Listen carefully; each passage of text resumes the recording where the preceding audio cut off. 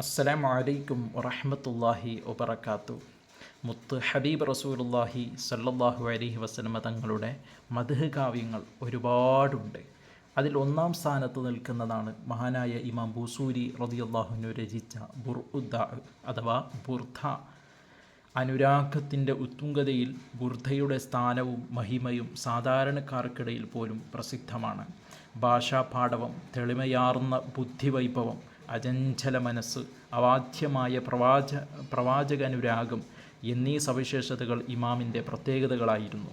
കുത്തുബുൽ ആരിഫീൻ Abul Abbas അൽ മുർസിയുമായി ബന്ധപ്പെട്ട് ആത്മീയാനുരാഗത്തിൽ കൂടുതൽ ജ്ഞാനാമൃത് സമ്പാദിക്കുവാനും ഇമാം അവറുകൾക്ക് കഴിഞ്ഞിട്ടുണ്ട്.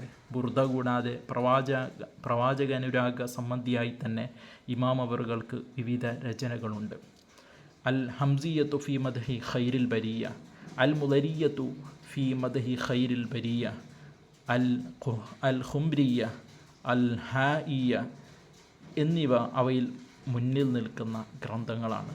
മറ്റു പല വിഷയങ്ങളിലും ഇമാമിന് കാവ്യങ്ങളുണ്ട്.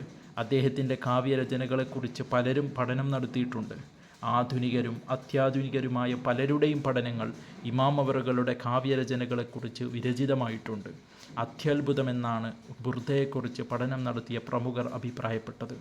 ഘടന, സാഹിത്യം, ആശയസാരം, വിഷയക്രമം, തിരുമഹാത്മ്യം, പ്രകീർത്തനം, രീതി സൗന്ദര്യം, ഭാഷാക്രമം, സൗന്ദര്യം തുടങ്ങിയ ബുർദയെ വേറിട്ടു നിർത്തുന്ന ഘടകങ്ങൾ ഒരുപാടാണ്. 10 ഭാഗങ്ങളിലായി 160 വരികളിലായാണ് മഹാനായ ഇമാം ബൂസൂരി റളിയല്ലാഹു അൻഹു ബുർദ ക്രോഡീകരിച്ചിട്ടുള്ളത്. ആദ്യ ഭാഗത്തെ 12 വരികളിൽ അനുരാഗത്തിൻ്റെ അടയാളപ്പെടുത്തലുകളാണുള്ളത്. തിരുനബി സ്നേഹവും പ്രകീർത്തനവും. ആദ്യ ഭാഗത്തെ 12 വരികളിൽ അനുരാഗത്തിൻ്റെ അടയാളപ്പെടുത്തലുകളാണുള്ളത്. തിരുനബി സ്നേഹവും പ്രകീർത്തനവുമാണ് തൻ്റെ ലക്ഷ്യമെങ്കിലും ആദ്യ ഭാഗങ്ങളിലൊന്നും അവിടുത്തെ നാമമോ വിശേഷണങ്ങളോ കടന്നു വരുന്നില്ല. കയ്യെത്താവുന്നതിനപ്പുറമുള്ള തൻ്റെ സ്നേഹഭാജനത്തിൻ്റെ ജീവിത പരിസരങ്ങളും അയൽപ്പക്കവുമൊക്കെയാണ് പ്രസ്തുത വരികളിലുള്ളത്. മനസ്സ് നിറയെ പ്രവാചകർ സല്ലല്ലാഹു അലൈഹി വസല്ലമ തങ്ങൾ നിറഞ്ഞു നിൽക്കുമ്പോഴും ഓർത്തോർത്തു കരഞ്ഞ് കണ്ണുനീർ വറ്റി രക്തം ഒലിച്ചിറങ്ങുമ്പോഴും സ്നേഹം കൊണ്ടാണിതെന്ന് പറയാൻ കവി തയ്യാറാകുന്നില്ല. സ്വന്തം ശരീരത്തെ അഭിസംബോധന ചെയ്തുകൊണ്ട് എന്തിനാണ് കരയുന്നതെന്ന് ചോദിക്കുന്നു. പതഞ്ഞു പൊങ്ങുന്ന സ്നേഹാനുരാഗത്തെ മൂടിവെക്കാനാവില്ലെന്നും കൃത്യമായ സൂചനകൾ സ്വന്തത്തോട് ചോദിച്ചും ഉത്തരമറിഞ്ഞും തന്നെ കുറ്റപ്പെടുത്തുന്നവരെ അവഗണിച്ചും വിമർശകരുടെ ആക്ഷേപസ്വരങ്ങൾക്ക് പുല്ലുവില നൽകാതെയുമുള്ള തുടർവരികളിൽ അനുരാഗത്തിൽ വിലയം പ്രാപിച്ച മനസ്സിൻ്റെ പ്രതികരണങ്ങളും വിചാരങ്ങളുമാണ്. സ്നേഹിതരുടെ പേരോ നാടോ നേരിട്ടറിയുന്ന വിശേഷണങ്ങളോ പറയാതെയുള്ള ഇത്തരം സമീപനങ്ങൾ പ്രേമ പ്രകീർത്തന അഭിനന്ദന സാരാംശമുള്ള പ്രാചീന അറബി കവിതകളിൽ സുലഭമായി കാണുന്ന ഒരു രീതിയാണ്. രണ്ടാം ഭാഗത്തിലെ 13 മുതൽ 28 വരെയുള്ള വരികൾ മനുഷ്യ മനസ്സിനെ മുൻനിർത്തിയുള്ള ആത്മവിമർശനമാണ്. നിർമ്മല മനസ്സിൽ നിന്നുത്ഭവിക്കണം തിരുസ്നേഹം.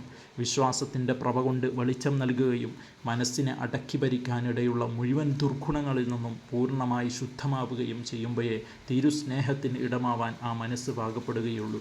ഇത്തരമൊരു മനസ്സാന്നിധ്യത്തിൻ്റെ കുറവ് തനിക്ക് മുന്നിലുണ്ടെന്ന് പരാതിപ്പെടുകയാണ് കവി. അതോടൊപ്പം തിരുസ്നേഹ സമർപ്പണത്തിലൂടെ തൻ്റെ മനസ്സിനെ ശുദ്ധീകരിക്കാൻ കഴിയുമെന്ന പ്രതീക്ഷയും കവിക്കുണ്ട്.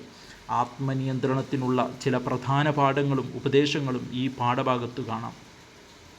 തെറ്റിലേക്ക് ചെന്ന് ചാടുന്ന പ്രകൃതത്തിൽ നിന്ന് മനുഷ്യനെ തടഞ്ഞു നിർത്തുവാൻ ഭക്ഷണം നിയന്ത്രിക്കണം. മനസ്സിനെ ഭൗതിക ഭ്രമത്തിൽ നിന്ന് അകറ്റണം. കാണുന്നതും കിട്ടുന്നതുമെല്ലാം വാരിവലിച്ച് അകത്താക്കുന്നതിൽ മൃഗത്തിൻ്റെ ശീലമാണ്. അത് മനസ്സിനെ മലിനപ്പെടുത്തും. ഭക്ഷണക്രമത്തിലും ആഹരിക്കുന്നതിലുമെല്ലാം മിതത്വം നിർബന്ധമാണ്. മനസ്സ് എപ്പോഴും കൊതിക്കുക ഭൗതിക ആനന്ദങ്ങൾക്കാണ്, മതിമറന്നുല്ലസിക്കാനാണ്. അതിനാൽ ശക്തമായ നിയന്ത്രണം ആവശ്യമുണ്ട്. ദുശ്ശീലങ്ങളിൽ മാറ്റമില്ലാതെ തുടർന്നാൽ ജീവിതാവസാനം വരെയും അങ്ങനെ തന്നെയായിരിക്കും. ആത്മനിയന്ത്രണത്തിലൂടെ ശീലങ്ങൾ മാറ്റാൻ കഴിയും. നിഷിദ്ധങ്ങളിൽ നിന്ന് കണ്ണിനെ സംരക്ഷിക്കാൻ കണ്ണുനീരൊഴിക്കണം. ചെയ്തു പോയ തെറ്റിൻ്റെ മനസ്സിൽ നിന്ന് ദുഃഖം പൊങ്ങി വരണം. മനസ്സും പിശാചും പറഞ്ഞുകൊണ്ടിരിക്കുന്നത് ഗൗനിച്ചും ശ്രദ്ധിച്ചും ജീവിക്കണം. അല്ലെങ്കിൽ വലിയ അപകടത്തിൽ വീണുപോകും. സുഹൃത്തങ്ങളിലേക്ക് തിരിയാൻ നാം തീരുമാനിച്ചാൽ പിശാച് ലോകമാന്യവും അഹങ്കാരവും അസൂയയുമെല്ലാം കടത്തിക്കൂട്ടി മനസ്സ് മലിനമാക്കാൻ കെണിവലയൊരുക്കും. കൊഴുപ്പ് ഭക്ഷണത്തിൽ വിഷം പുരട്ടി ശരീരത്തെ കൊല്ലുന്ന പോലെ മനസ്സിനെ കൊല്ലാൻ വിഷമൊരുക്കും. ബുർദയെക്കുറിച്ച് ഇങ്ങനെ മഹാനവറുകൾ ബുർദയിൽ അവിടുന്ന് ആശയങ്ങൾ നമ്മോട് പങ്കുവെക്കുകയാണ്.